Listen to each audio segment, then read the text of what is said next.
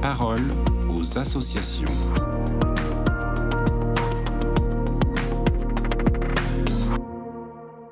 Bonjour à tous, aujourd'hui on se retrouve pour une nouvelle parole aux associations et je suis avec Monseigneur Pascal Gollnisch, le directeur général de l'Œuvre d'Orient.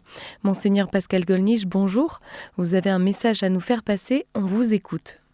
Auditeur de KTO, bonjour. Cette semaine a été pour moi une expérience en Éthiopie que je connaissais déjà, avec une délégation de la présidente des évêques de France, le président de la conférence épiscopale, Monseigneur Éric de Moulin-Beaufort, l'archevêque de Paris, Monseigneur Ulrich, l'archevêque de Rouen, Monseigneur Lebrun, et également le secrétaire général de la conférence épiscopale, le père Hugues de Voilemont, et plusieurs collaborateurs de l'œuvre.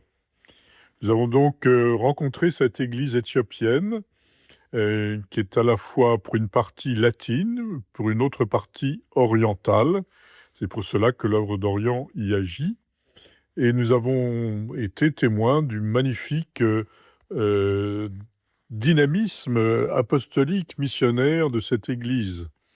Nous avons rencontré beaucoup de religieux, en particulier des filles de la charité, des lazaristes, qui agissent de manière remarquable dans un esprit évangélique auprès de la population la plus en difficulté. Nous sommes allés au Tigré, qui a été durement touché par une guerre civile, puis par une famine.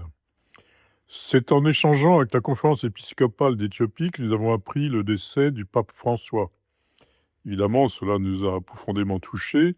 Nous avons interrompu nos débats pour prier pour le repos du pape François.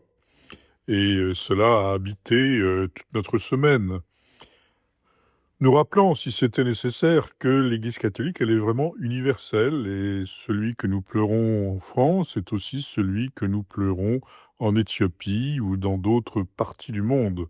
C'est vraiment une grande richesse pour l'Église catholique de pouvoir être dans la communion avec un homme, l'évêque de Rome, le pape. Alors le pape François a vraiment marqué son attachement pour les églises orientales. J'ai lu quelque part que le pape François n'aurait pas aimé les chrétiens d'Orient. C'est vraiment tout à fait stupide. Et il est allé dans de nombreux pays, comme par exemple l'Égypte, la Jordanie, la Cisjordanie, Israël, la Turquie. Il est allé également, par exemple, en Arménie. Et puis en Irak, où il a fait un très beau voyage. Il aurait aimé aller au Liban, mais il n'y avait pas de chef d'État, donc protocolairement, ce n'était pas possible.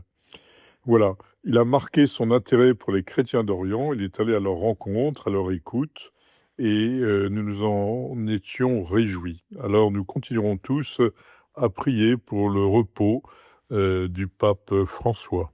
Eh bien merci Monseigneur Pascal Gollnisch pour ce partage. Je vous souhaite une très belle journée et je vous dis à bientôt.